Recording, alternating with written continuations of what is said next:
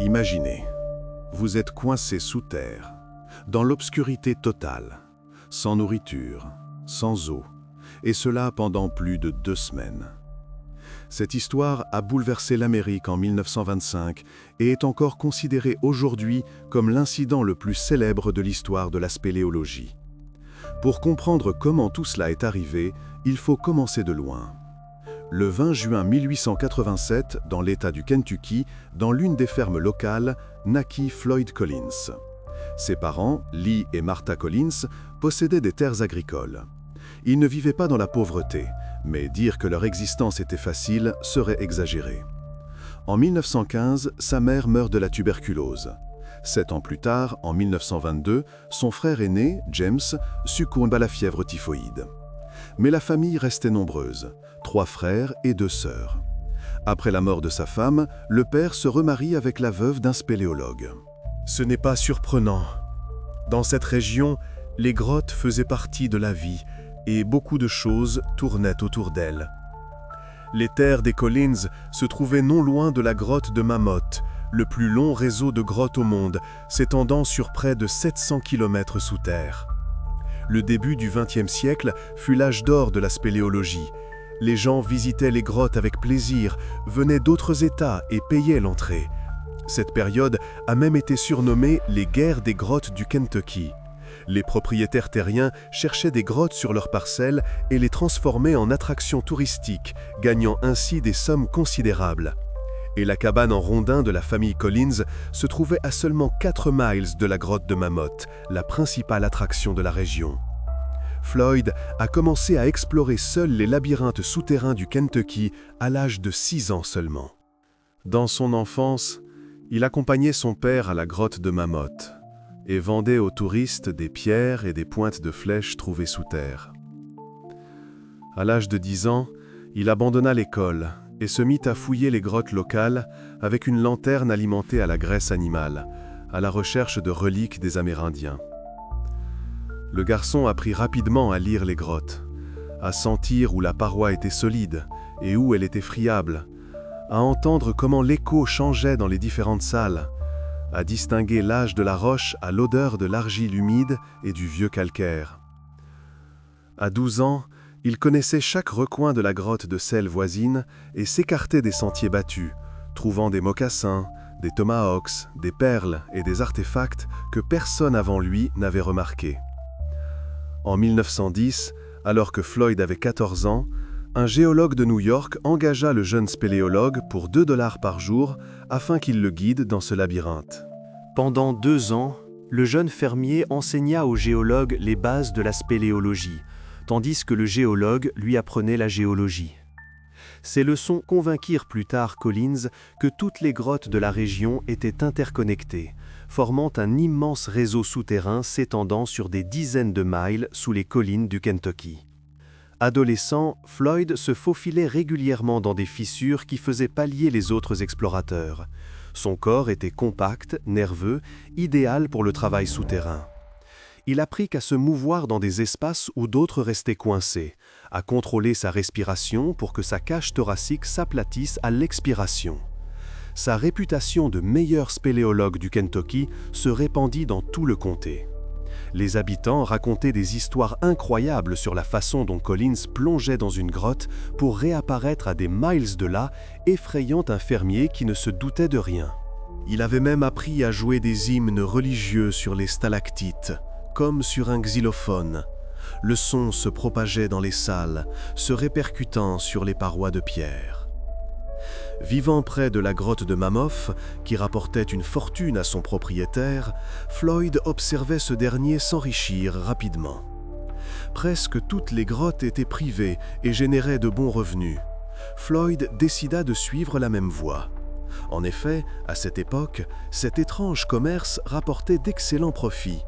Mais la concurrence était rude. Ce n'est pas pour rien que cette époque est appelée les guerres des grottes. Après avoir exploré les terres de son père en 1917, Floyd trouve effectivement une belle grotte et la nomme Crystal Cave. On y trouvait de magnifiques stalactites, de véritables colonnades de pierres blanches et rosées suspendues au plafond comme les tuyaux d'un orgue de cathédrale.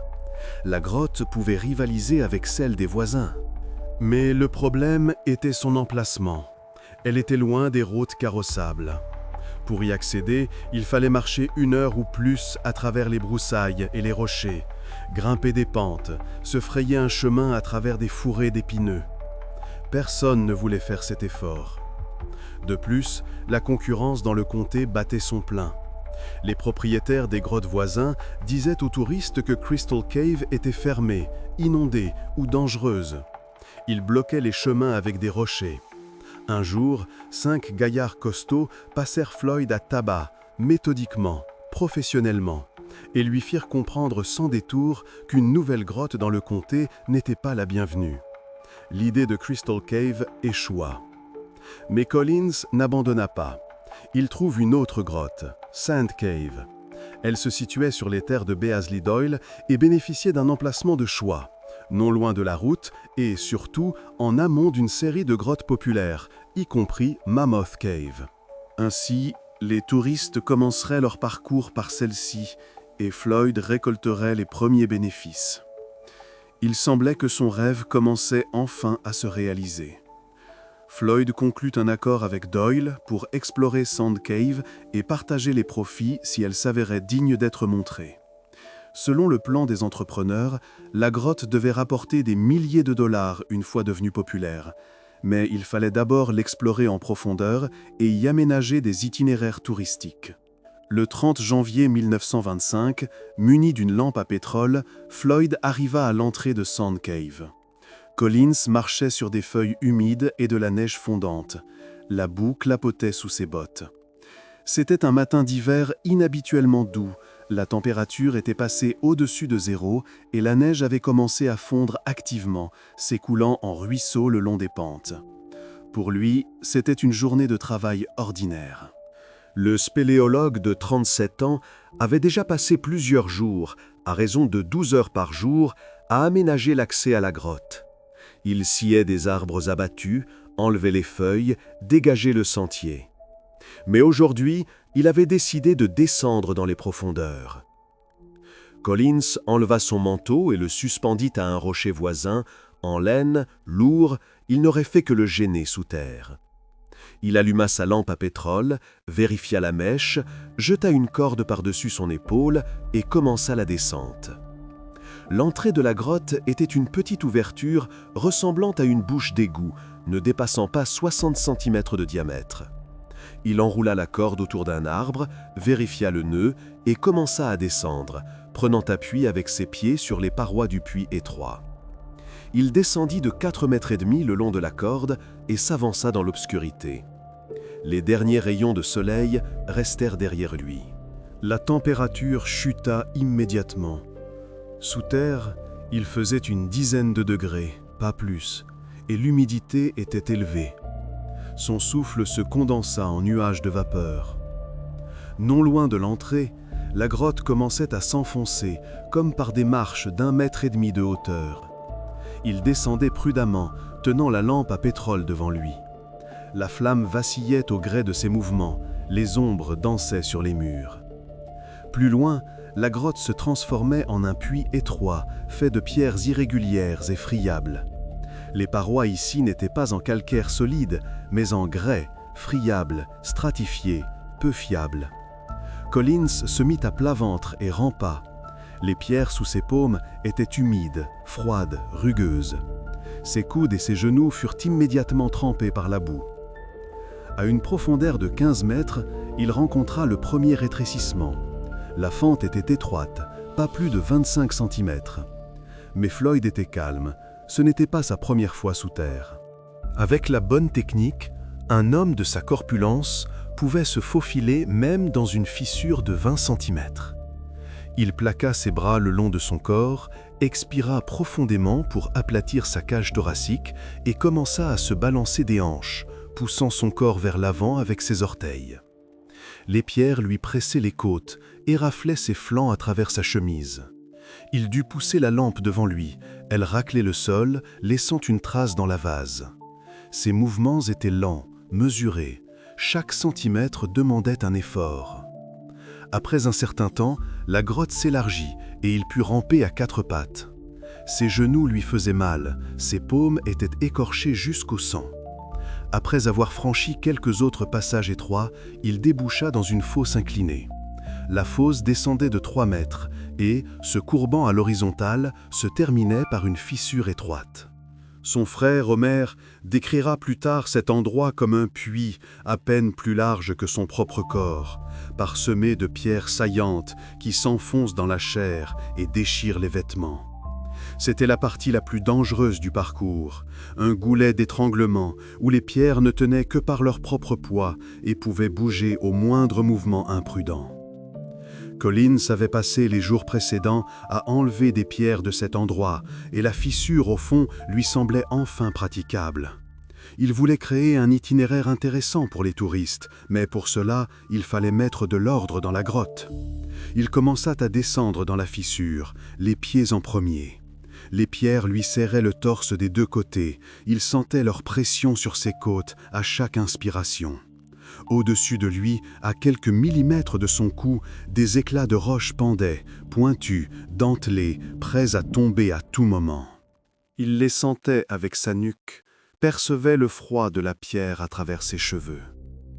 Mais il franchit avec succès ce passage dangereux et déboucha dans une grande salle. Au milieu de la salle se trouvait un rebord se terminant par un précipice de 18 mètres de profondeur. Collins était ravi de ces découvertes. Il avait trouvé une salle magnifique, parsemée de belles stalactites. Des centaines, des milliers de glaçons de pierre pendaient du plafond. À la lumière de la lampe, ils scintillaient comme s'ils étaient couverts de givre. Mais il s'avéra que ce n'était pas tout. La grotte s'enfonçait plus profondément et il avait l'intention de l'explorer. Il enroula une corde autour d'un rocher, vérifia le nœud 2 fois, tira dessus, ça tenait. Il commença à descendre au fond du précipice de 18 mètres. La corde était mouillée, elle glissait dans ses paumes. Ses pieds cherchaient des prises sur la paroi, de petites saillies, des fissures où il pouvait insérer la pointe de sa botte. Une fois descendu, il découvrit une autre grande salle, une véritable cathédrale souterraine avec un plafond de 5 mètres de haut. Et il voulait vraiment l'explorer. Mais à ce moment-là, sa lanterne à pétrole commença à vaciller. L'huile était presque épuisée. La flamme tantôt s'embrasait, tantôt s'éteignait presque complètement.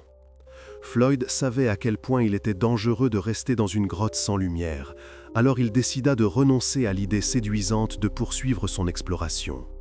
Il reviendrait demain avec une lampe pleine. Il commença à rebrousser chemin.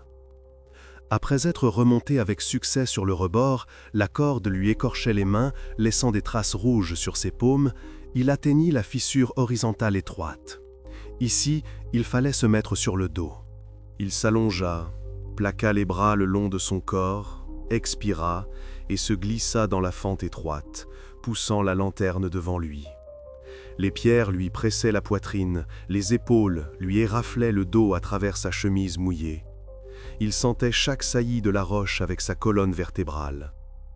Mais soudain, la grotte plongea dans les ténèbres, une obscurité primitive que l'homme vivant à la surface ne connaît jamais. La mèche s'était consumée, l'huile était finie. Dans de telles conditions, la vue est si inutile que les poissons vivant dans les rivières souterraines n'ont pas d'yeux du tout. L'obscurité était absolue. Il n'y avait pas la moindre lueur, aucune différence entre les yeux ouverts et les yeux fermés, seulement le noir complet, total. Cependant, Collins ne paniqua pas. Il était déjà resté dans des grottes sans lumière. C'est désagréable, mais pas mortel. De plus, il était presque arrivé au fond de la fosse de 3 mètres, et le chemin qui suivait lui était familier, il pourrait en sortir au toucher. Ses mains se souvenaient de chaque virage, de chaque prise. Il prit appui sur la paroi de la grotte avec son pied et commença à se pousser vers l'avant. Mais la première fois qu'il était passé par là, il pouvait voir les pierres dangereuses et les éviter. Maintenant, il avançait dans le noir complet, au hasard, ne se fiant qu'au toucher. En se projetant maladroitement en avant, il sentit un morceau de calcaire s'effriter sous ses pieds, et un énorme rocher, une vingtaine de kilos peut-être plus, se détacha de la paroi, lui écrasant la cheville. Floyd agita instinctivement les jambes, essayant de se libérer. Une douleur aiguë lui transperça la jambe, de la cheville au genou. Mais cela ne fit que déclencher une averse de gravier, une pluie de petites pierres lui tombait sur le visage, entrant dans sa bouche, dans ses yeux. Et le gros rocher s'enfonça encore plus, se coinçant entre sa jambe et la paroi de la grotte. Il était définitivement coincé. Sa tête se trouvait juste sous la fosse de 3 mètres, et la grotte enserrait le reste de son corps comme une camisole de force. Enveloppé dans ce cocon de pierre, Collins griffait les parois de la grotte. Il essayait de sentir le bord de la pierre, de trouver un point d'appui pour la repousser. Mais ses mains n'atteignaient que sa poitrine. Au-delà, les parois de la grotte se resserraient tellement que ses coudes ne pouvaient plus plier. Ses ongles se cassaient contre la pierre. Le sang suintait dessous ses ongles, se mêlant à la boue. Il se mit à transpirer, à cause de l'effort, de la peur, de la prise de conscience de la situation. Puis il commença à trembler. Son corps se refroidissait rapidement à l'immobilité. Ses vêtements mouillés lui pompaient sa chaleur, jusqu'à ce que l'épuisement le plonge dans le sommeil. Une routine atroce commença. Sommeil, réveil, cri. Sommeil, réveil, cri. Les minutes s'additionnaient pour former des heures. Il perdait la notion du temps. Dans l'obscurité absolue, il n'y a pas de repère. Sa voix disparut. Sa gorge était enrouée à force de crier. Ses mains étaient engourdies par le froid. Sa cheville coincée le faisait souffrir atrocement, une douleur sourde, lancinante, qui ne le quittait pas une seconde. Les éclats de roche s'enfonçaient dans son corps comme des lames de rasoir. Il perdit la sensation de ses membres. Il ne sentait plus ses orteils, ni sa main gauche. Il n'y avait que le froid, l'obscurité et la douleur. Par chance, des filets d'eau de la neige fondante coulaient le long des parois de la grotte, et Floyd pouvait boire ce liquide. Il ouvrait la bouche, attrapait les gouttes. L'eau était glacée, avec un goût de calcaire et d'argile, mais elle l'aidait à tenir. Enfin, 25 heures après être resté coincé, il entendit une voix, lointaine, étouffée, mais humaine. « Venez à moi !» cria-t-il, sortant de sa torpeur. Sa voix se brisa, se transformant en un hurlement rauque. « Je suis coincé ici !» Peu de gens s'inquiétèrent pour Collins quand il ne rentra pas chez lui le vendredi soir. Plus tôt dans la semaine, il avait passé près de 30 heures dans une grotte. Il avait dormi dans 3 maisons différentes. Et quand il ne rentra pas, son hôte de cette nuit-là supposa simplement qu'il dormait ailleurs. Ce n'est que le lendemain matin que les habitants comprirent qu'ils pouvaient être piégés. Le premier à oser entrer dans la grotte fut Jewel Estes, un jeune homme de 17 ans, souple mais sans expérience en spéléologie. Estes prit une lanterne, se glissa dans le trou et sentit immédiatement l'espace se rétrécir. Les passages étroits, les plafonds bas, tout cela était nouveau pour lui. Il ne réussit jamais à atteindre Collins. Le passage étroit avant la fosse l'effraya. Il fallait s'y faufiler de côté, et il n'avait pas la technique. Mais il s'approcha suffisamment pour l'appeler par son nom et entendre une réponse. Floyd était coincé.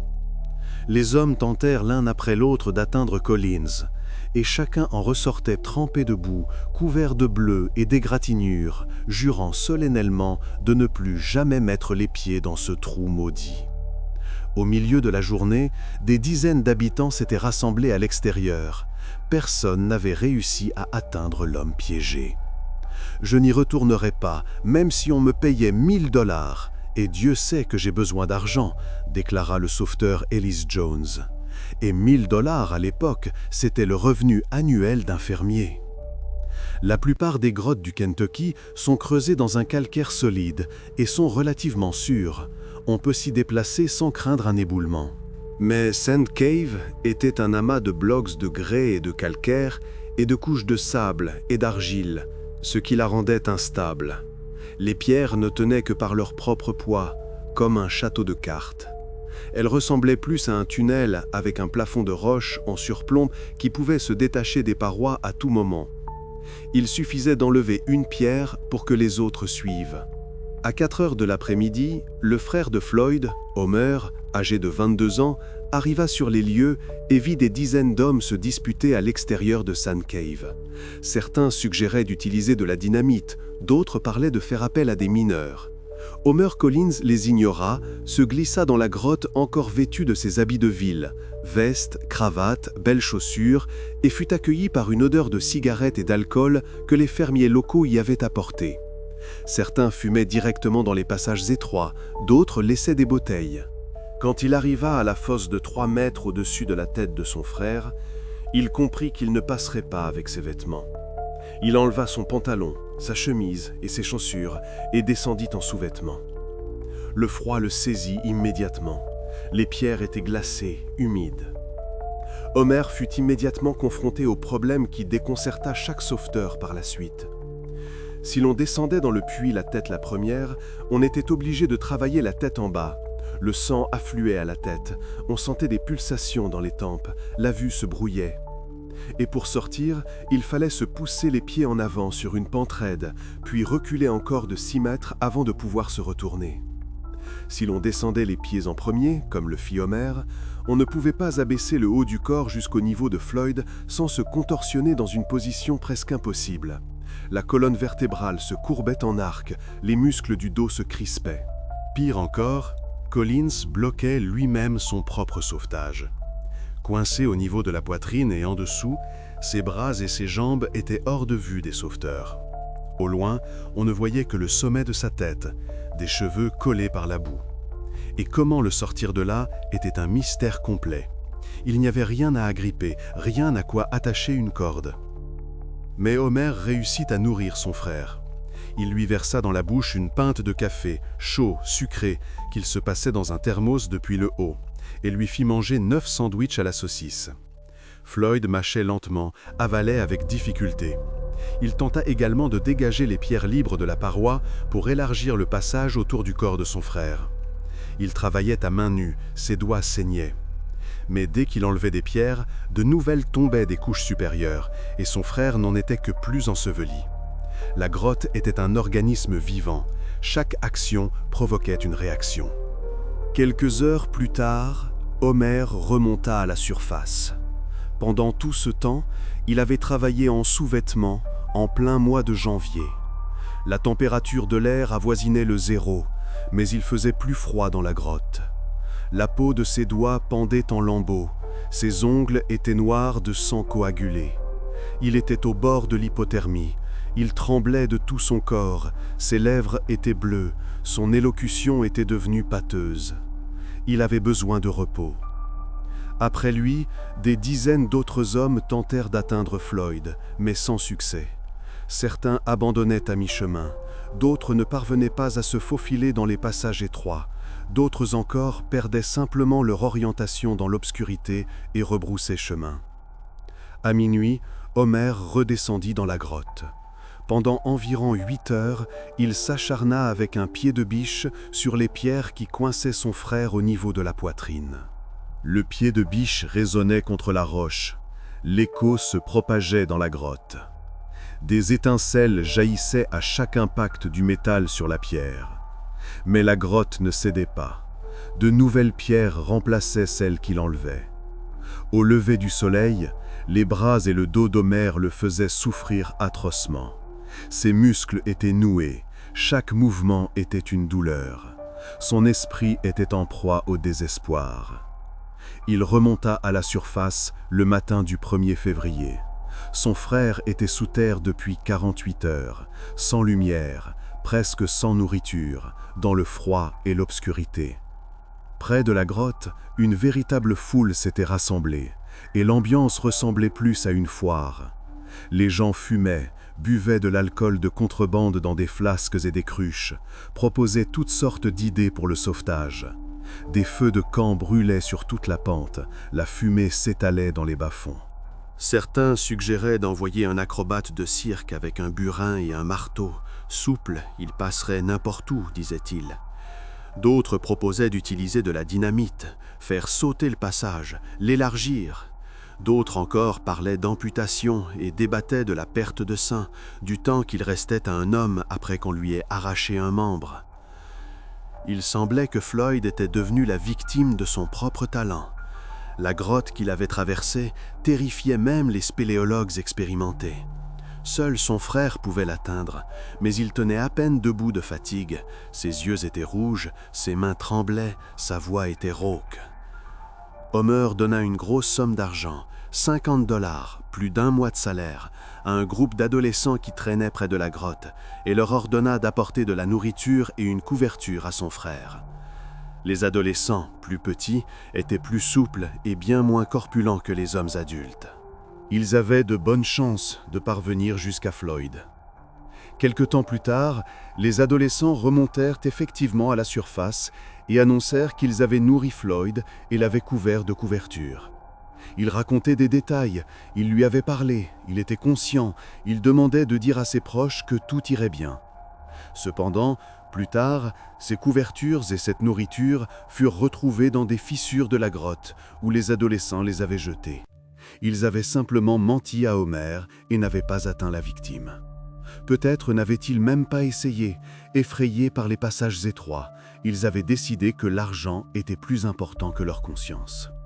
Le matin, alors qu'Homer se réchauffait près d'un feu, tenant ses mains au-dessus des flammes, essayant de retrouver la sensibilité dans ses doigts, un journaliste local s'approcha de lui.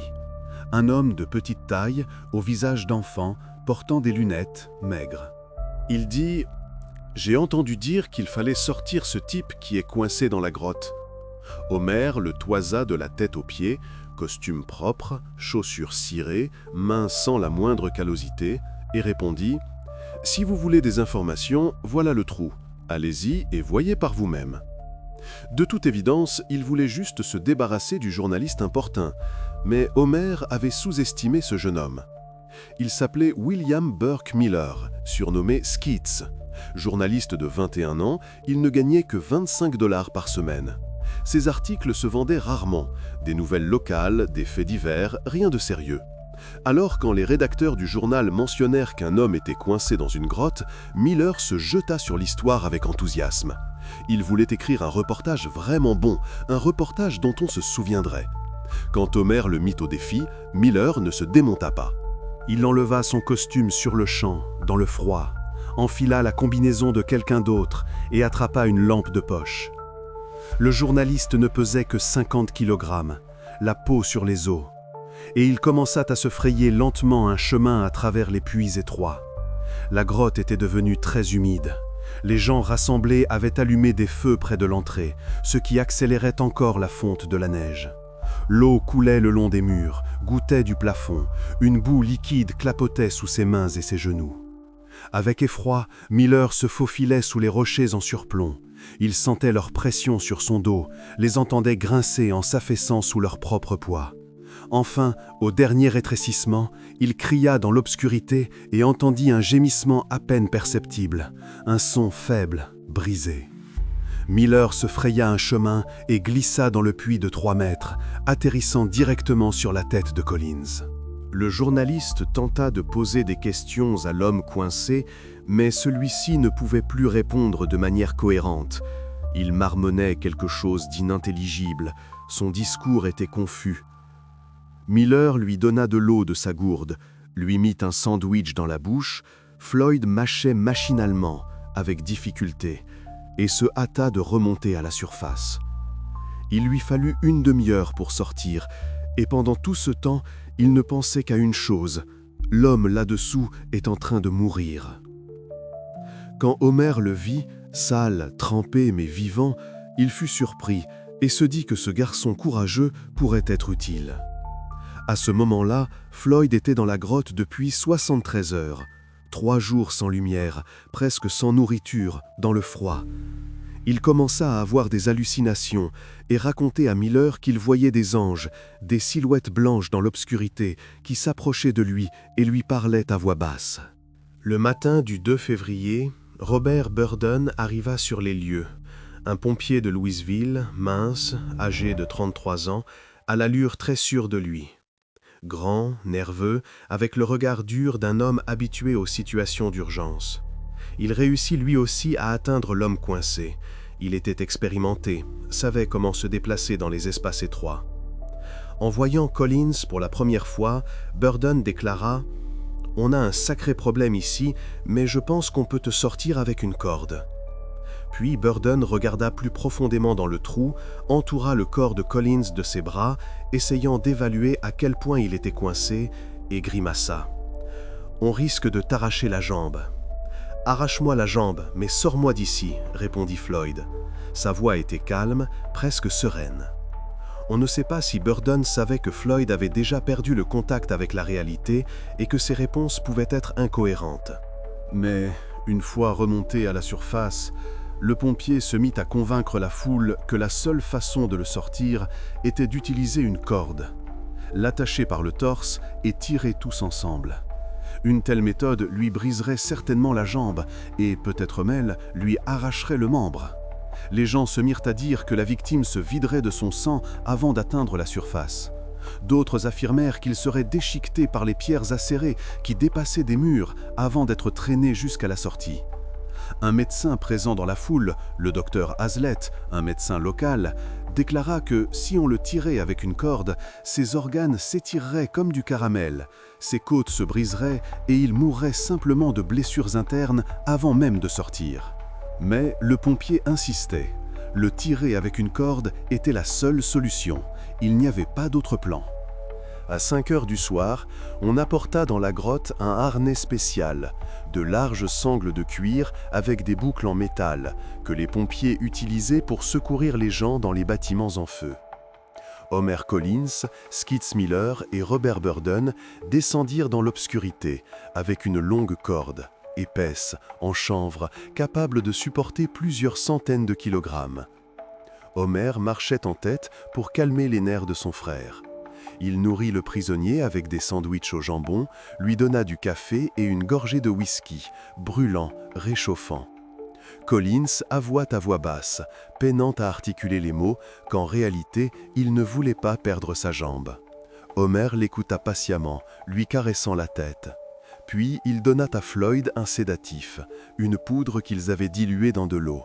C'était probablement un de ces médicaments aujourd'hui interdits, que l'on pouvait encore acheter en pharmacie à l'époque, de la morphine ou de la cocaïne. Selon Burdon, il était conçu pour lui redonner des forces et l'aider à supporter le choc si on devait vraiment lui arracher la jambe.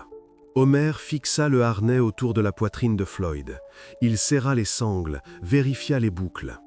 Miller s'assit en haut de la fosse et prit la corde. Burdon attrapa la corde plus loin dans la grotte, prenant appui avec ses pieds contre la paroi. Plusieurs autres hommes aidaient près de l'entrée. 6 personnes tiraient en même temps. Au signal d'Homer, 1, 2, 3, la corde se tendit. Collins eut un hoquet. Alors que son corps se soulevait des débris, 1 centimètre, puis un autre, Burdon serra les dents et hurla aux hommes de tirer plus fort. La corde grinçait, tendue à la limite. Miller tira sur la corde de toutes ses forces et l'homme coincé poussa un cri de douleur déchirant, un cri qui donna la chair de poule à Miller. Collins était coincé à l'horizontale. La partie inférieure de son corps était ensevelie sous les pierres et le gravier, comme dans du ciment. Son dos était courbé en forme de L, une courbure anormale qui faisait craquer ses vertèbres. Il se mit à crier « Ne faites pas ça! Ne faites pas ça! Arrêtez !» Sa voix se mua en un hurlement strident. Homer ne put supporter les cris de son frère. Des larmes coulaient sur son visage. Il se retourna et arracha la corde des mains des hommes. Le plan avait échoué.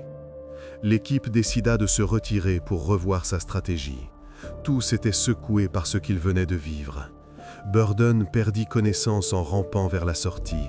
Son corps n'avait pas supporté la tension, l'adrénaline était retombée et il s'était simplement évanoui dans le passage étroit.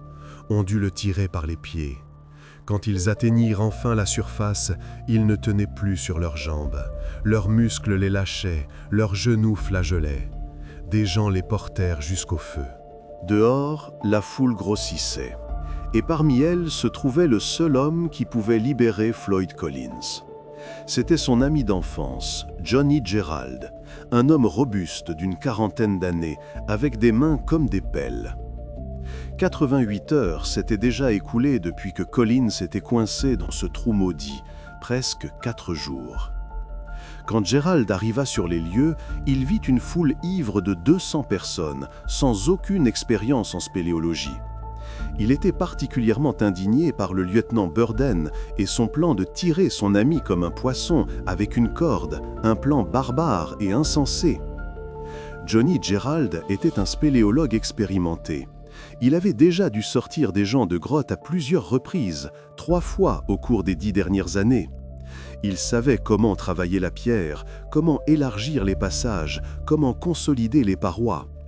Quand Floyd entendit sa voix, il se mit à crier « Faites-le descendre, lui seul peut me sortir de là !» Il y avait de l'espoir, presque de la joie dans sa voix. Cependant, Gerald se révéla trop trapu pour se faufiler dans la fosse de 3 mètres. Épaules larges, poitrine massive. Il dut passer plusieurs heures à l'élargir, en enlevant des pierres.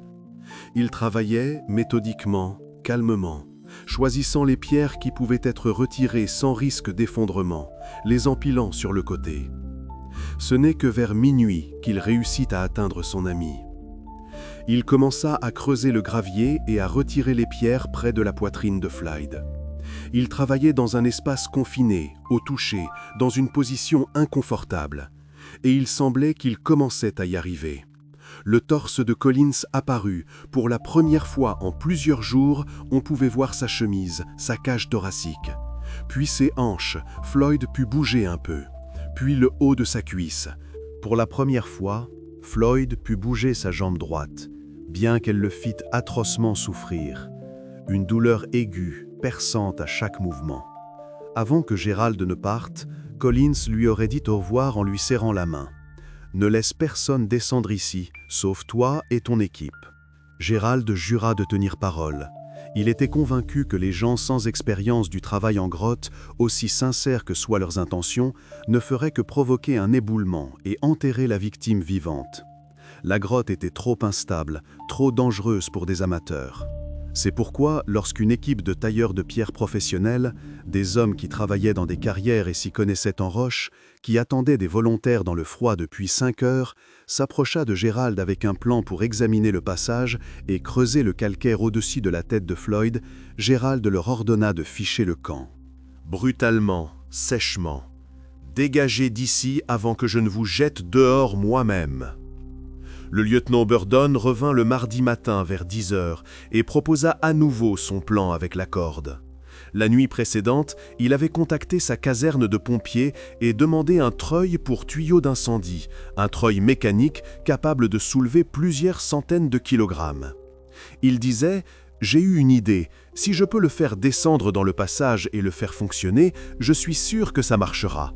On le remontera en 1 minute. » Mais Gerald était le nouveau héros de la foule, les gens lui faisaient confiance, il voyait ses résultats, et le plan de Burden fut rejeté.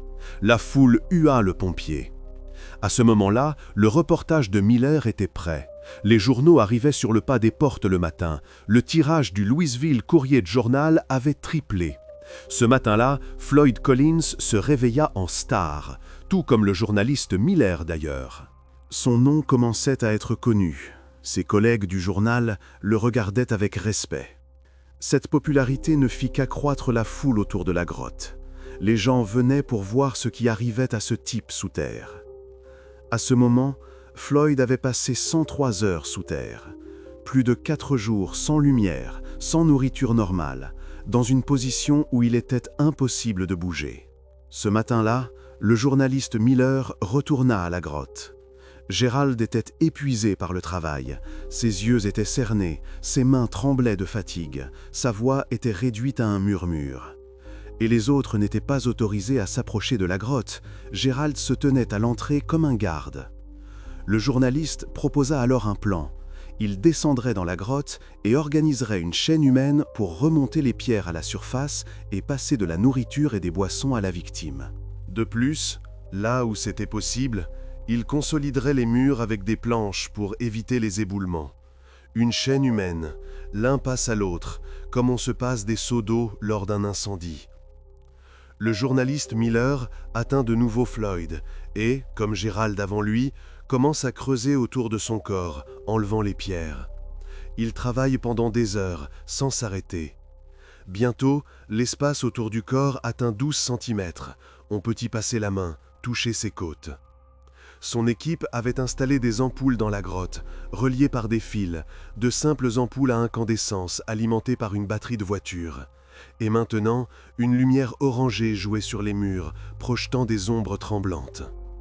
Au cours des 2 heures suivantes, Miller fit passer 2 seaux de terre et de pierre le long de la chaîne, peut-être 40 kg de roches. Finalement, il fit une pause et demanda qu'on lui passe un peu de lait et de whisky. Alors que le journaliste nourrissait l'homme coincé, lui donnant à boire à la bouteille, en lui soutenant la tête, Collins dit doucement, presque en chuchotant, « Je crois que j'irai au paradis, mais je sens qu'on me sortira d'ici vivant et avec mes 2 jambes. » Il y avait de l'espoir dans sa voix, presque une certitude. Mais le journaliste ne se contentait pas de déplacer des pierres et de risquer sa vie dans la grotte. Il parvenait aussi à écrire. Son carnet et son crayon étaient toujours avec lui. Le lendemain matin, les journaux publient un texte au nom de Floyd Collins lui-même, un reportage directement de sous la terre. Miller avait noté les paroles de Floyd, les avait présentées sous forme de monologue, et cela fit l'effet d'une bombe. Voici cet extrait. « Lundi, j'ai continué à bouger ma jambe quand je me sentais assez fort, pensant que je pourrais encore me libérer. Mais à chaque fois, j'entendais des cailloux tomber dans la fosse profonde, juste derrière mon dos. Cela me faisait trembler. Je n'arrêtais pas de penser à ce qui se passerait si la pierre au-dessus de moi tombait. J'essayais de penser à autre chose, mais c'était inutile. Je ne pouvais pas faire grand-chose pour aider ceux qui étaient venus à mon secours, mais je savais que beaucoup étaient prêts à faire tout leur possible. Cela me donnait du courage. Mardi matin, je me suis dit, 4 jours que je suis ici, et je ne suis pas plus près de la liberté que le premier jour. Comment cela va-t-il se terminer? Vais-je m'en sortir? Ou... Je ne pouvais pas y penser. J'ai déjà fait face à la mort, elle ne me fait pas peur. Mais pourquoi est-elle si longue? Oh mon Dieu, sois miséricordieux. Je veux que vous disiez à tout le monde dehors que je les aime tous et que je suis heureux qu'il y ait tant de gens qui essayent de m'aider. Dites-leur que je n'abandonnerai pas, que je me battrai et que je serai patient et que je ne les oublierai jamais. Vous sortez maintenant, mais ne me laissez pas trop longtemps. Je veux que vous soyez avec moi et je continuerai à aider de toutes mes forces pour déplacer une partie de cette pierre. Grâce à cette mini-interview, l'histoire de Floyd Collins passa du statut de curiosité marginale à celui d'événement d'envergure nationale. De Los Angeles à New York, les titres en première page décrivaient la situation critique de Collins en utilisant des polices de caractère géantes normalement réservées aux annonces de guerre. « Un homme prisonnier dans une grotte pour le 4e jour », criaient les journaux. « Lutte pour la vie sous terre ». Sa patience durant de longues heures d'agonie, son espoir constant alors que la vie semblait toucher à sa fin, voilà de quoi renforcer le cœur de n'importe quel homme, écrivit Miller dans son article. En d'autres termes, le journaliste avait donné au lecteur un héros avec lequel il pouvait sympathiser, pour lequel il voulait vibrer.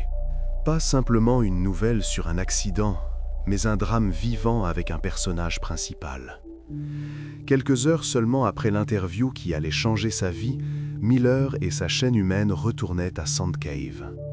Le journaliste prévoyait de ramper les pieds en avant jusqu'à Collins, de coincer un pied de biche dans la roche sous la pierre et d'utiliser un cric de voiture capable de soulever plusieurs tonnes, pour soulever la pierre de sa jambe. Le plan était simple, le pied de biche comme point d'appui, le cric comme levier. Mais tout alla de travers. Sous la pression du cric, le pied de biche glissait sur le côté. Les pierres étaient mouillées, glissantes, le levier ne trouvait pas de prise. Le journaliste Miller raconta plus tard que ces manœuvres dans une position aussi inconfortable, allongé sur le dos, courbé dans un angle étrange, lui causaient de vives douleurs au ventre, au dos, au cou, aux poignets, aux doigts et aux avant-bras. Ses muscles se contractaient, sa colonne vertébrale le lançait. Il décida d'ignorer la douleur jusqu'à ce que ses muscles lâchent complètement.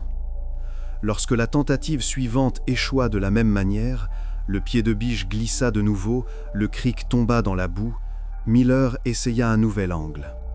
Il trouva une fissure plus profonde dans la roche. Le cric appuya sur le pied de biche. La tension augmenta. Le métal grinça sous la charge.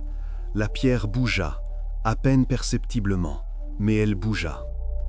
Collins se retourna autant que sa tête le lui permettait et vit la pierre trembler. « Continue à tourner, mon pote, il se détache !» cria Floyd. Il y avait de la joie dans sa voix, presque de l'allégresse. Le lieutenant Burdon, qui avait rejoint la chaîne humaine, il n'avait finalement pas pu rester à l'écart, se souvint plus tard « Je n'ai jamais rien entendu de plus joyeux de ma vie que lorsqu'il a dit que la pierre commençait à se détacher de sa jambe. » Miller regardait la pierre avec intensité, sans la quitter des yeux. À chaque tour de manivelle du cric, la pierre se déplaçait, millimètre par millimètre. Son corps était inondé d'adrénaline, ses mains tremblaient de tension, ses doigts étaient devenus blancs à force de serrer la poignée du cric. Des ruisseaux de sueur coulaient sur son front, entraient dans ses yeux, le piquaient.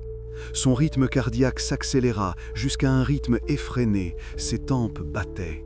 Quand l'un des blocs de bois placés sous le pied de biche commença à glisser, lentement, inexorablement.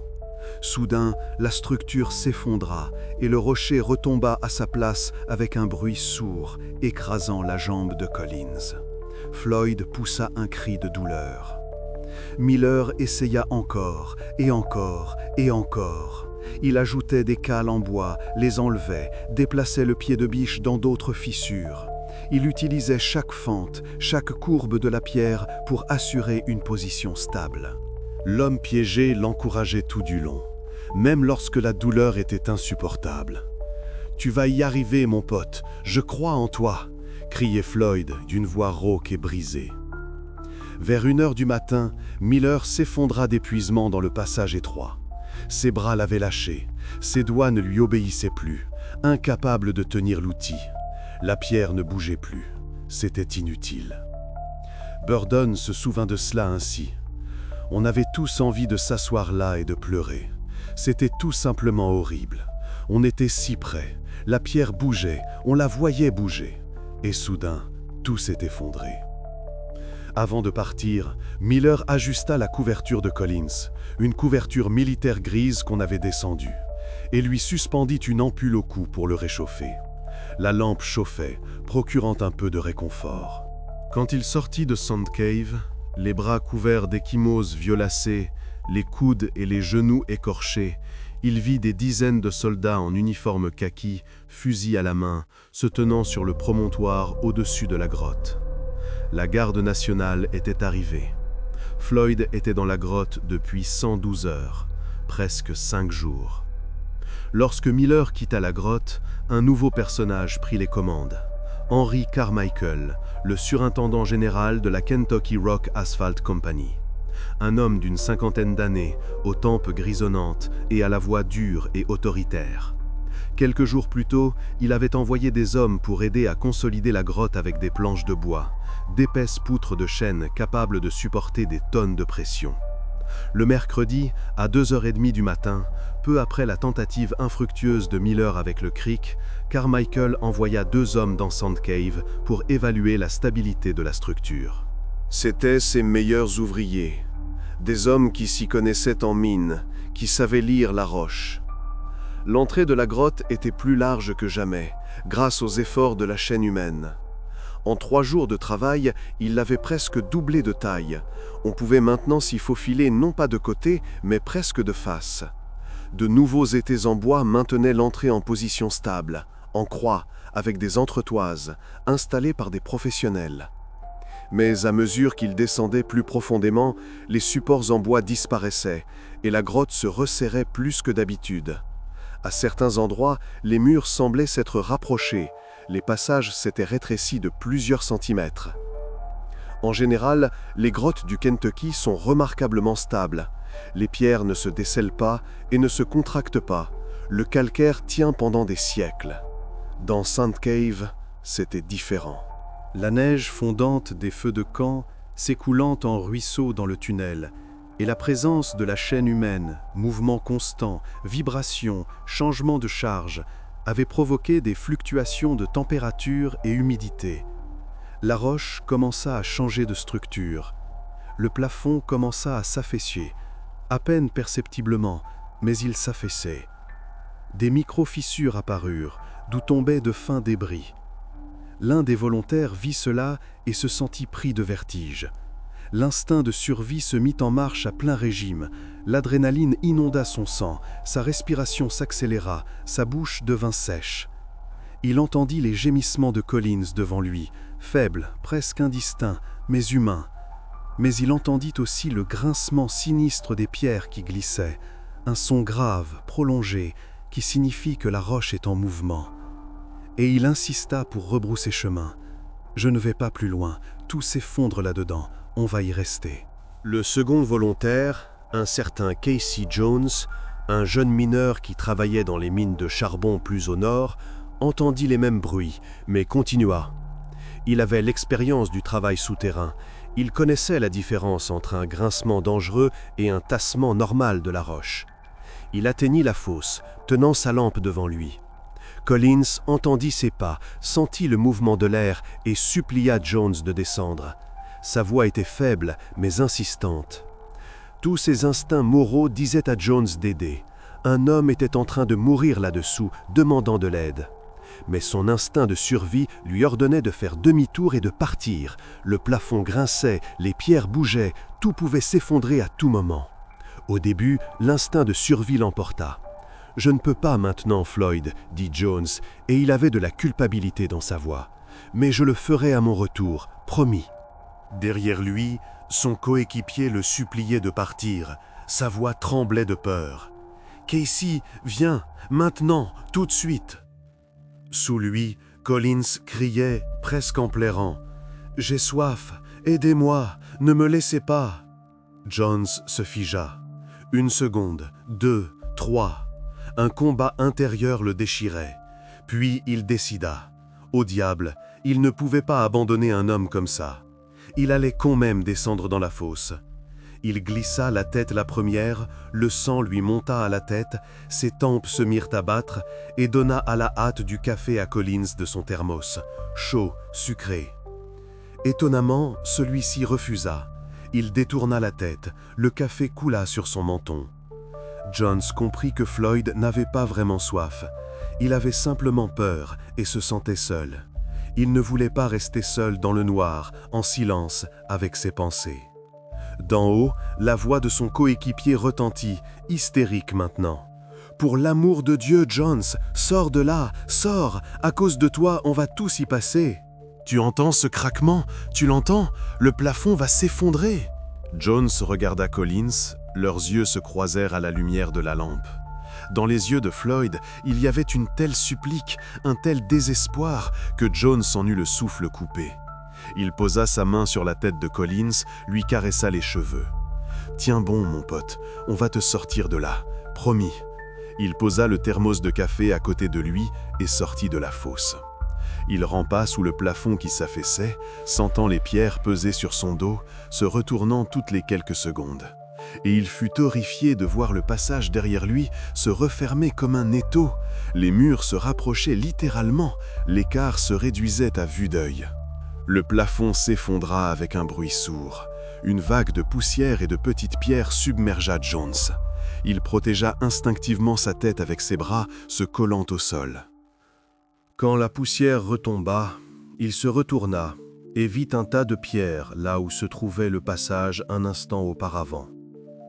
Quelques heures plus tôt, l'ampoule enroulée autour du cou de Collins éclairait cette partie de la grotte comme un phare, une lueur vive et chaude dans l'obscurité. Mais vers 4 heures du matin, le mercredi 4 février, à la 114e heure de cette épopée, Les murs se resserrèrent et Sand Cave plongea de nouveau dans les ténèbres. Le fil relié à l'ampoule fut sectionné par les pierres. Des étincelles jaillirent une seconde, puis s'éteignirent. Les sanglots de Collins étaient maintenant audibles, mais étouffés, à travers l'épaisseur de la roche, comme venant de loin.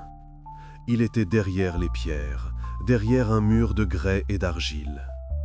L'homme piégé criait, sa voix se brisant en un râle. « Restez avec moi. Oh, s'il vous plaît, ne partez pas. Ne me laissez pas seul. » Mais personne ne pouvait l'atteindre. Le mercredi matin, Miller retourna à la grotte.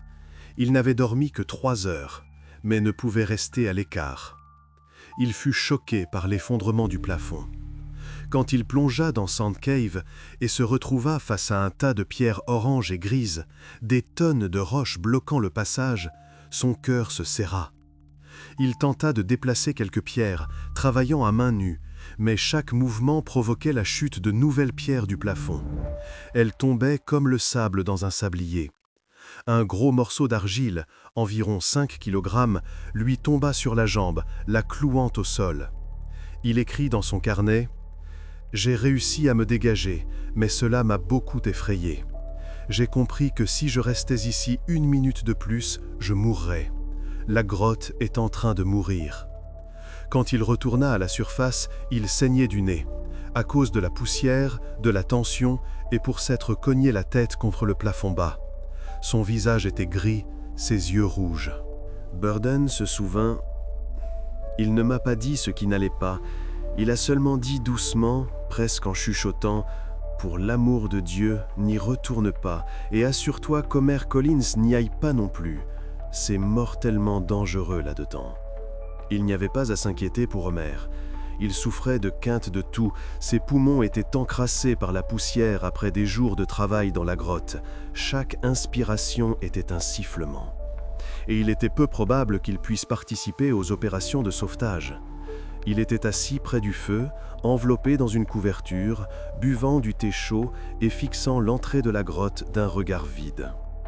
Mais Johnny Gerald était furieux. Son visage était rouge, les veines de son cou saillantes. Il avait eu raison, ils avaient provoqué un éboulement. Tous ces amateurs qui s'étaient engouffrés dans la grotte sans comprendre comment elle fonctionnait avaient déstabilisé la roche. Je vous l'avais dit. Je vous avais dit que ça arriverait, mais personne n'a écouté. Au cours des 8 heures suivantes, Gerald entra et sortit de Sand Cave au moins 5 fois. Il travaillait comme un forcené. Ses muscles brûlaient, ses poumons suffoquaient à cause de la poussière, mais il ne s'arrêtait pas. Dans la forêt, des hommes sciaient des arbres, le bruit des scies se propageait dans les environs et coupait des bûches à la hache pour soutenir les murs de la voûte restante. Les copeaux volaient de toutes parts, la sueur coulait à flots. Sous terre, l'équipe de Gerald consolidait les fissures et les rochers chancelants avec des planches neuves, enfonçant des coins à coups de marteau. Lorsque Gerald descendit pour la première fois après l'éboulement, se frayant un chemin à travers les décombres, Floyd entendit son ami ramper dans la fosse et lui demanda d'une voix faible d'apporter un sandwich au fromage. Juste un sandwich au fromage, une demande si simple, si humaine.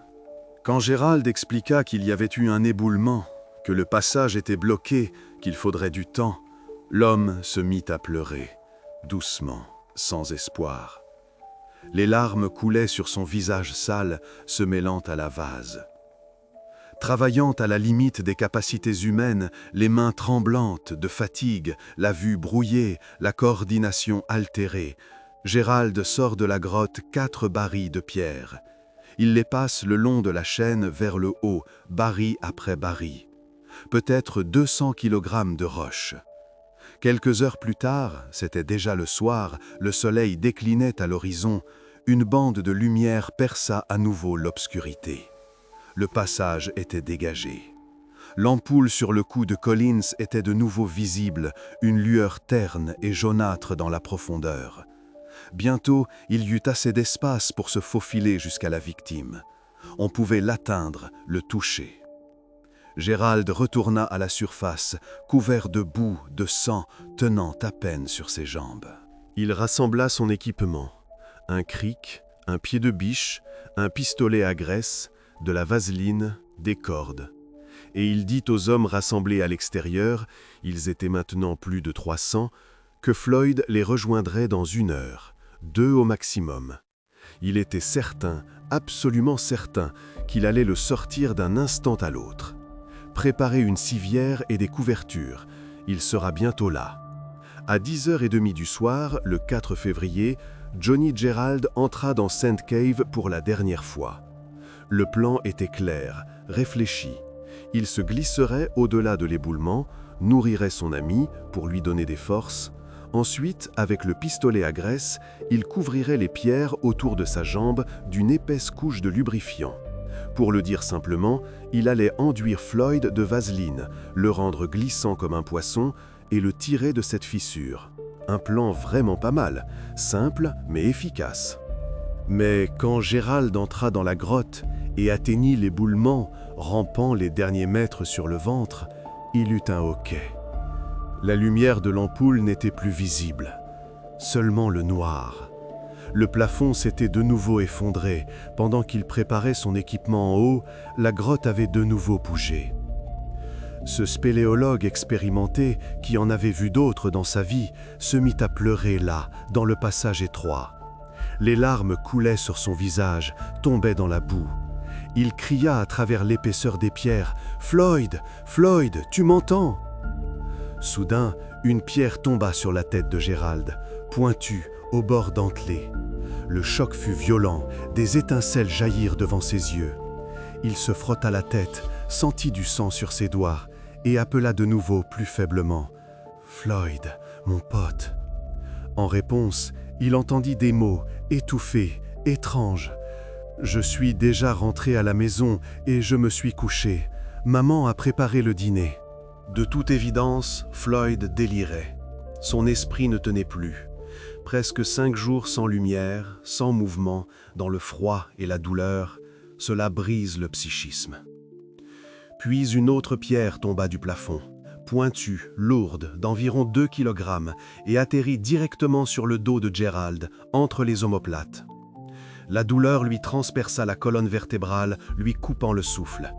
Il se releva avec difficulté, chaque mouvement lui coûtait un effort, rampa jusqu'à la surface, s'agrippant à toutes les saillies et déclara, respirant lourdement, se tenant les côtes, « Je ne retournerai pas dans ce foutu trou, même si on m'offrait tout l'État du Kentucky.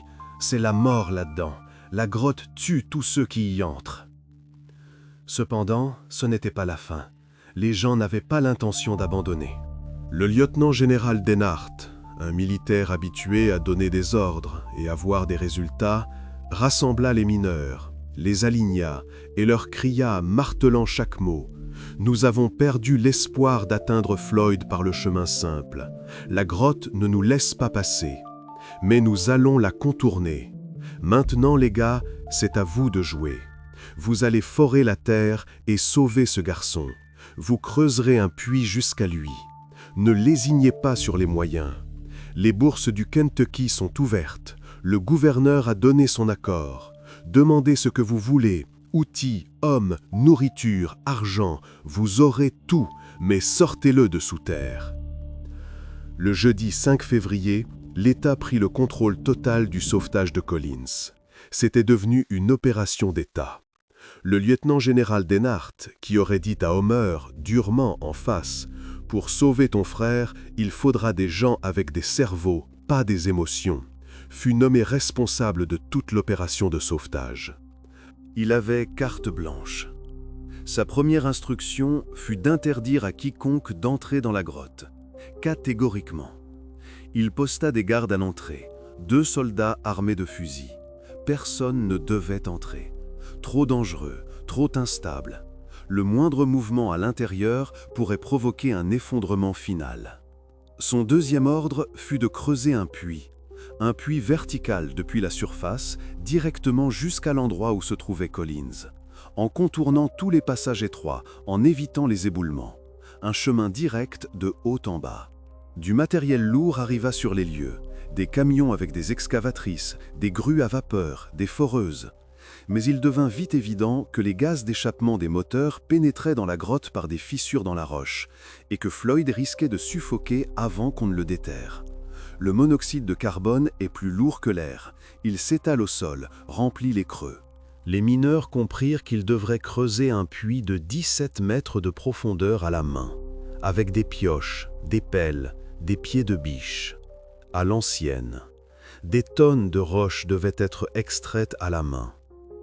Floyd avait passé 215 heures dans la grotte, 9 jours, plus d'1 semaine sous terre. À ce moment-là, les environs de la grotte ressemblaient plus à une foire ou à un carnaval. Des foules de gens y déambulaient, des milliers. Certains vendaient des hot-dogs depuis des charrettes ambulantes. L'odeur des saucisses grillées se répandait dans les environs. D'autres demandaient des dons, debout avec une boîte en fer-blanc, la secouant. Aider à sauver un homme, chaque centime compte. Des vendeurs d'huile de serpent proposaient des potions miraculeuses. L'élixir de vie guérit toutes les maladies. Des bouilleurs de cru vendaient de l'alcool sous le manteau, whisky, gnôle, quelque chose de trouble dans des bouteilles sans étiquette. Des familles étalaient des couvertures près de la grotte et organisaient des pique-niques avec leurs enfants, déballant des paniers de nourriture, assises sur l'herbe, regardant le travail des sauveteurs comme un spectacle. Le révérend James Hamilton prêchait devant 5000 personnes, debout sur une estrade, brandissant une Bible, sa voix tonnant « Frères et sœurs, c'est une épreuve de foi !» Les gens venaient des États voisins, du Tennessee, de l'Ohio, de l'Indiana, pour voir la merveilleuse grotte avec le type coincé à l'intérieur. Les compagnies de chemin de fer ajoutèrent des trains, les routes étaient bondées de voitures. Pendant tout ce temps, plus de 10 000 personnes visitèrent le site, peut-être 15 000. Personne ne tenait de compte exact. Quelle amère ironie! Floyd avait rêvé de trouver une grotte populaire qui attirerait des foules de touristes, et il semblait l'avoir trouvée. Comme on dit, méfiez-vous de vos désirs. Il se réalise de la manière la plus perverse qui soit. Le dimanche soir, la pluie commença à tomber. Une pluie froide de février mêlée de neige. On couvrit la grotte d'une bâche, tendant une immense toile au-dessus de l'entrée. L'eau tambourinait sur le tissu, s'écoulant en ruisseaux. À ce moment-là, seuls 7 des 17 mètres avaient été forés. Le travail avançait lentement, la roche était dure, le grès cédant la place au calcaire. Les mineurs travaillaient par équipe de 6 heures, piochant la roche, la remontant en seau. Des amateurs de sciences se joignirent à l'effort, des professeurs d'université, des ingénieurs, des inventeurs. Ils branchèrent un amplificateur radio, la technologie la plus récente de l'époque, au fil auquel était reliée l'ampoule sur la poitrine de Floyd. Le fil tenait encore, il n'était pas complètement rompu. Les scientifiques pensaient que l'amplificateur pourrait capter les vibrations lorsque Floyd respirait ou bougeait. N'importe quelle oscillation du fil. Et en effet, l'amplificateur crépitait, 20 fois par minute. Un crépitement régulier, rythmé. C'était un signe encourageant qui suggérait que Floyd respirait peut-être encore, qu'il était peut-être encore en vie. 288 heures s'étaient écoulées, 12 jours. Et déjà, des théories du complot commençaient à émerger. Les rumeurs se propageaient plus vite que la vérité. Certains affirmaient qu'il n'y avait personne dans la grotte, que tout cela n'était qu'une vaste escroquerie pour collecter des dons et écrire des articles à sensation pour vendre des journaux. « Montrez-nous le corps, où sont les preuves ?» Certains partisans de la théorie du complot allèrent jusqu'à tenter de discréditer le sauvetage lui-même en envoyant des télégrammes prétendument au nom de Floyd. Ils payaient un opérateur qui envoyait « Veuillez démentir l'affirmation selon laquelle je suis enterré vivant dans Sand Cave. Dites à maman que je vais bien. Je rentre à la maison. Floyd Collins. » Une des rumeurs voulait que la famille Collins, enivrée par la publicité, leur nom dans les journaux, l'attention, la notoriété, prolongeait délibérément le sauvetage, exprès, pour faire durer le spectacle. D'autres affirmaient pire encore, que Johnny Gerald avait délibérément empêché les sauveteurs d'entrer dans la grotte au début parce qu'il travaillait dans l'immobilier et avait un intérêt financier dans Crystal Cave qui appartenait à Floyd. Et donc qu'il avait intérêt à ce que Floyd meure pour ensuite racheter la grotte pour une bouchée de pain à sa veuve ou à ses proches. Indigné, Robert Burden, qui était devenu à ce moment-là l'un des visages publics de l'opération de sauvetage, déclara sèchement aux journaux, face à la caméra, « Johnny Gerald n'est coupable de rien, si ce n'est d'héroïsme. Il a risqué sa vie plus que quiconque. » Mais si quelqu'un veut des accusations, accusez ceux qui ont déstabilisé la grotte par leur incompétence. Ces accusations ne pouvaient être ignorées. Trop bruyante, trop publique. L'enquête révéla que Gerald avait effectivement refusé l'aide de nombreux volontaires. Mais Burden, Carmichael et Denhart en avaient fait de même. Chaque équipe de sauvetage considérait les équipes concurrentes comme incompétentes, ce qui était en partie vrai. Les professionnels ne faisaient pas confiance aux amateurs, les amateurs n'écoutaient pas les professionnels. Les gens qui connaissaient les grottes n'avaient pas les compétences organisationnelles et ne savaient pas travailler en équipe. Et les organisateurs ne comprenaient pas les spécificités du travail souterrain. Le jour de la Saint-Valentin, le 14 février, exactement 2 semaines après le début du drame, le tribunal conclut après une journée d'audience, personne n'était spécifiquement coupable de ce qui s'était passé. C'était un concours de circonstances. Une confluence tragique de facteurs. À ce moment, Floyd était sous terre depuis 360 heures, 15 jours. Au-dessus de lui, il y avait encore 16 mètres de terre et de pierre, des tonnes de roches entre lui et la liberté. 17 jours sous terre, dont 12 sans nourriture ni eau, et 4 jours sans la lumière qui lui apportait un peu de chaleur. Les chances étaient infimes. Les médecins disaient qu'un homme ne pouvait pas survivre aussi longtemps dans de telles conditions. L'hypothermie, la déshydratation, le choc auraient dû le tuer 1 semaine plus tôt. Mais les sauveteurs espéraient encore qu'il était toujours en vie. Ils s'accrochaient à cet espoir. Les journaux publiaient des histoires de mineurs qui avaient survécu sous terre pendant de longues périodes, 1 mois, 2 mois, voire plus. Les églises envoyaient des dons aux sauveteurs, de l'argent, de la nourriture, des vêtements. Les lecteurs envoyaient des lettres aux journaux. « N'abandonnez pas, battez-vous jusqu'au bout ». Une voyante de Chicago envoyait des croquis du marc de café qui s'était déposé au fond de sa tasse. Il formait un cœur, la preuve, affirmait-elle, que Floyd était toujours en vie. « Le cœur bat, il vous attend ». À 1h30 de l'après-midi, le lundi 16 février, le ciel était gris, une fine pluie tombait, le burin des mineurs perça la dernière couche de roche et pénétra dans Sand Cave. C'était la 411e heure de cette épopée, 17 jours et 3 heures. Les ouvriers tiraient frénétiquement sur les pierres, élargissant l'ouverture. Leurs mains tremblaient d'excitation, de fatigue, d'espoir. Quelqu'un priait à voix haute. Enfin, un sauveteur nommé Ed Brenner, un mineur avec 20 ans d'expérience, qui en avait vu d'autres, éclaira l'obscurité du puits avec sa lampe de poche et confirma visuellement qu'ils avaient atteint la fameuse fosse de 3 mètres. Ils avaient percé. Ils étaient arrivés. Selon le journaliste Miller, qui se tenait au bord du puits avec son carnet, tous ceux qui se trouvaient près de la grotte, et ils étaient plusieurs centaines, retinrent leur souffle pendant 5 minutes. Un silence absolu. Seul le vent sifflait dans les arbres. Ils attendaient, les yeux rivés sur le puits, ce que le sauveteur allait dire. Brenner descendit lentement, prudemment, chaque mouvement calculé pour ne pas provoquer un nouvel éboulement. Dans la fosse, le long d'une corde. Ses bottes cherchaient des prises. Il éclaira vers le bas, sur l'homme coincé. Au début, il ne pouvait pas distinguer, tout était couvert de boue, de vase. Puis il vit le visage, gris, cireux, les yeux fermés, et il vit une étrange lueur dans sa bouche entr'ouverte. Une seconde plus tard, il en comprit la source. C'était la dent en or de Collins, qui reflétait la lumière de sa lampe. Brenner tendit la main, toucha le cou de Floyd, cherchant un pouls.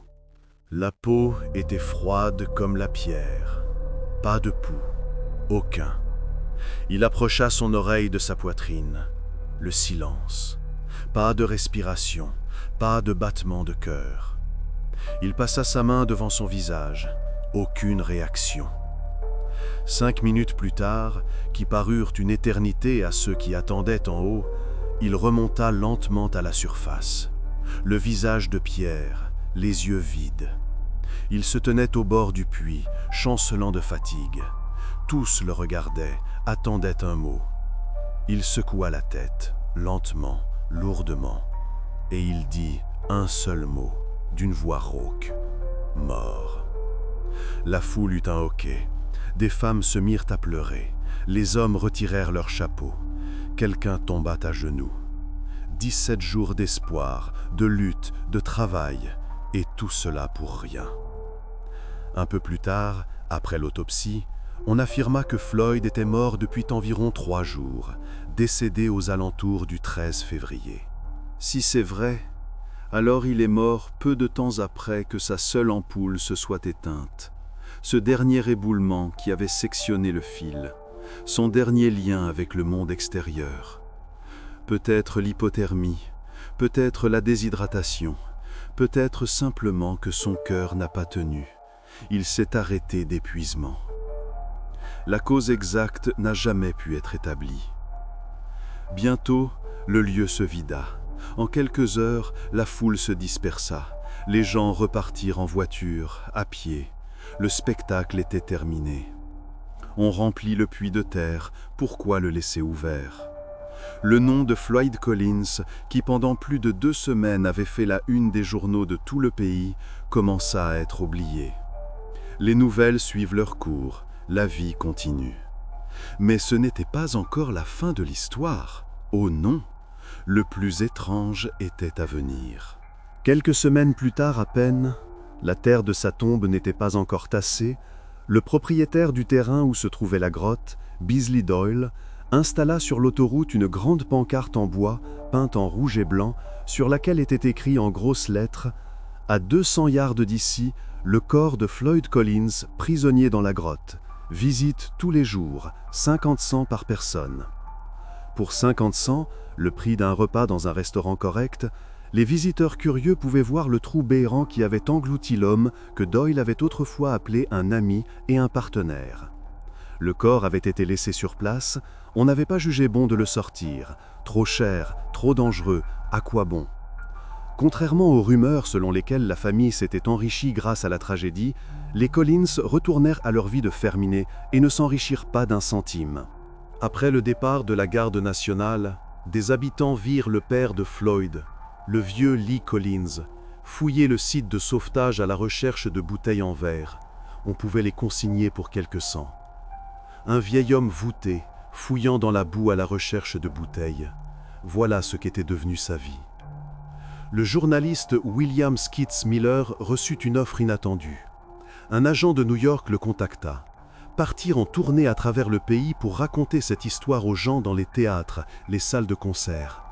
Des spectacles en direct, des billets à $1, des salles combles garanties. On lui proposa un cachet fabuleux pour l'époque de $50 000, le revenu annuel d'un bon médecin. Mais Miller refusa, brèvement, sans explication. Non, merci. Il continua à travailler comme simple journaliste pour ses $25 par semaine. L'année suivante, en 1926, sa couverture de cette tragédie fut récompensée par le prix Pulitzer dans la catégorie Reportage, la plus haute distinction pour un journaliste. Il avait 22 ans, le plus jeune lauréat de l'histoire du prix à l'époque. Le frère du défunt, Homer Collins, choisit une autre voie. Il partit en tournée avec des numéros de vaudeville pendant 8 mois, se produisant dans les théâtres de petites villes du Kentucky et du Tennessee, divertissant le public avec des histoires sur l'enfance de son frère, sur leurs aventures dans les grottes. Il montrait des diapositives, racontait des anecdotes, chantait parfois des chansons. Mais ces spectacles n'étaient pas à but lucratif. Il mettait tout l'argent de côté. Depuis que son frère avait été déclaré mort, Homer s'était fait un serment. Le sortir de cette grotte, l'enterrer dignement dans le cimetière familial à côté de sa mère. Il écrivit dans son journal « Je pensais tout le temps à Floyd, gisant dans la boue, où il a souffert d'une manière que nous ne pouvons imaginer. Dans cette obscurité froide, seul.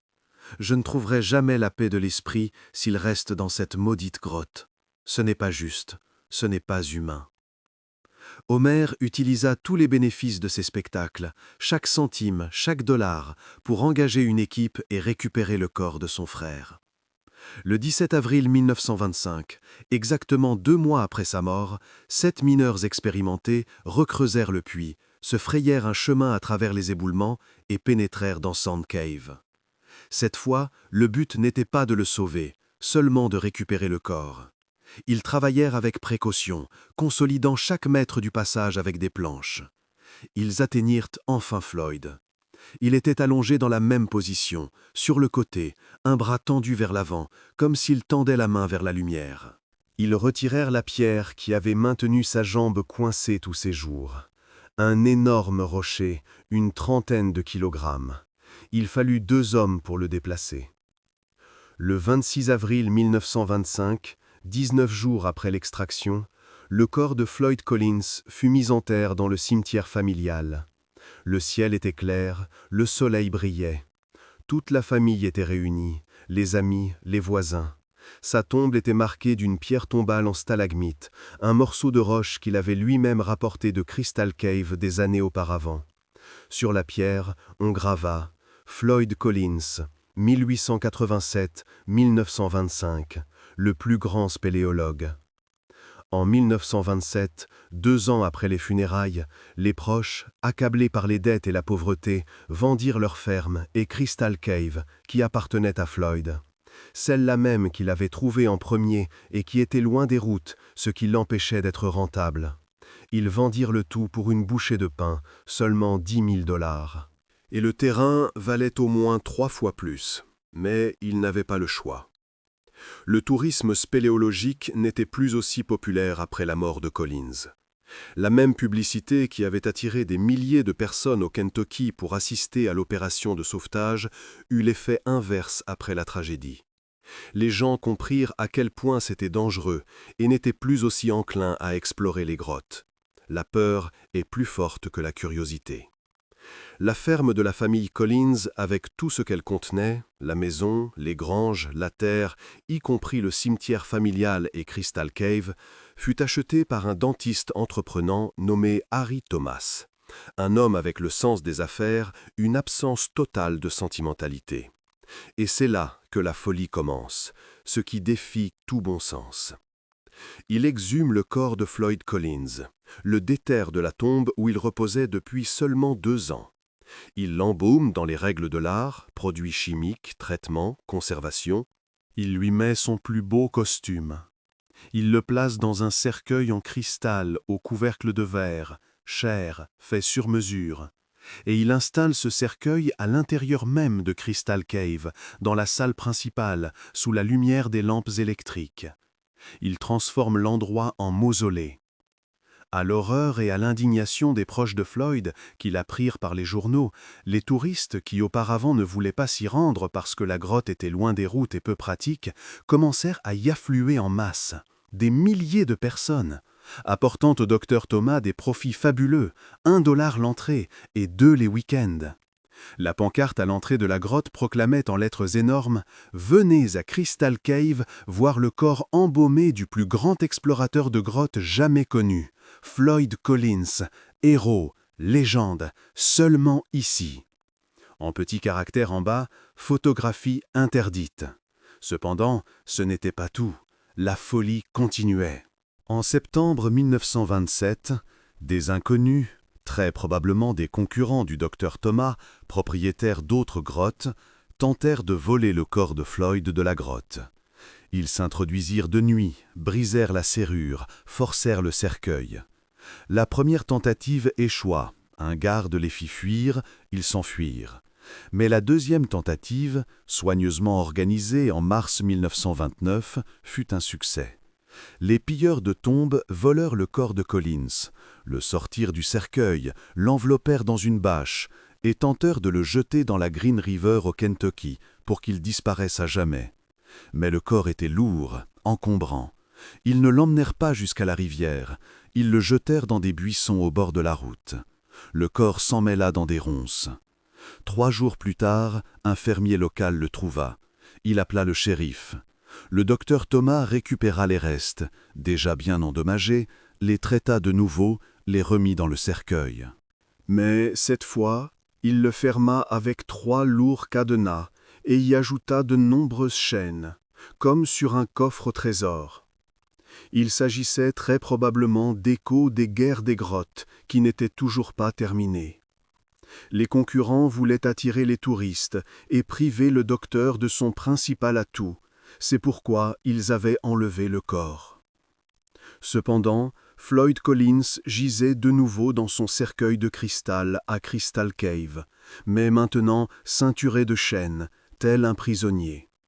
Le spectacle était macabre, mais les gens payaient et regardaient. 32 ans plus tard, toute une génération était passée.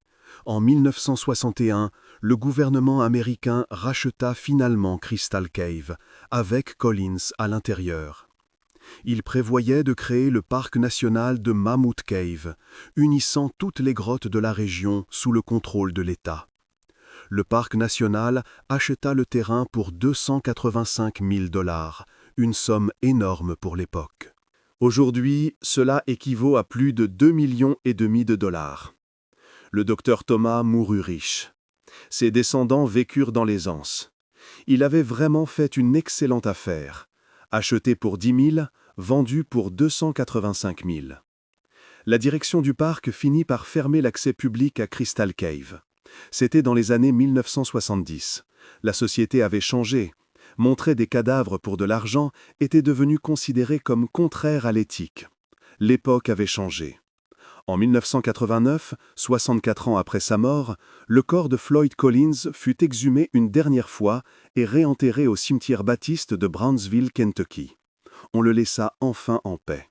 Une tombe simple, une pierre tombale simple, sans touristes, sans chaînes, sans verre. En 1977, l'historien et spéléologue Roger Brooker se rendit à Sand Cave pour des fouilles archéologiques. Il voulait trouver des artefacts de cette opération de sauvetage, documenter le lieu. Il se souvint plus tard, « C'était la grotte la plus effrayante dans laquelle je sois jamais allé. Et j'ai visité des centaines de grottes. Mais là, il y avait quelque chose de sinistre. Les murs semblaient vous écraser. L'air était lourd. Je sentais la présence de la mort. » Son équipe trouva quelques bouteilles, de whisky, de lait et des boîtes de conserve, des morceaux de support en bois noircis par le temps, un tisonnier en acier avec lequel Homer avait travaillé, des fragments de la couverture militaire et quelques fils électriques recouverts de rouille. Tout cela fut donné au musée local. Quelques années plus tard, au début des années 1980, l'entrée de Sand Cave fut définitivement scellée par une massive porte en acier portant l'inscription « Danger, entrée interdite, les contrevenants seront poursuivis ». La porte fut soudée, puis recouverte de pierre. Plus personne n'y entrerait. Cette histoire est devenue une légende de la spéléologie aux États-Unis. Un classique du genre. Plusieurs livres ont été écrits à son sujet, documentaires et fiction. Des comédies musicales ont été montées. Un spectacle avec musique live a été joué à Broadway à New York. Des documentaires ont été tournés. L'histoire de Floyd Collins est entrée dans les manuels de spéléologie comme un exemple de ce qui peut mal tourner. Et aussi cynique que cela puisse paraître, Floyd a vraiment rendu sa grotte populaire et a même gagné des millions grâce à elle, comme il en avait rêvé toute sa vie. La vérité, c'est que cet argent n'est même pas allé à sa famille, mais à un parfait inconnu, un dentiste quelconque qui s'est simplement trouvé au bon endroit au bon moment et n'a pas eu peur d'être cynique. Cette histoire n'est pas seulement la tragédie d'un homme. Pour beaucoup, c'est une sorte de tranche d'époque, une fenêtre sur une ère. C'est comme être transporté dans les années 1920 aux États-Unis, où militaires, scientifiques, journalistes, aventuriers, tous agissent à plein régime et risquent leur vie pour un quasi-inconnu, parce que c'est juste, parce qu'il le faut.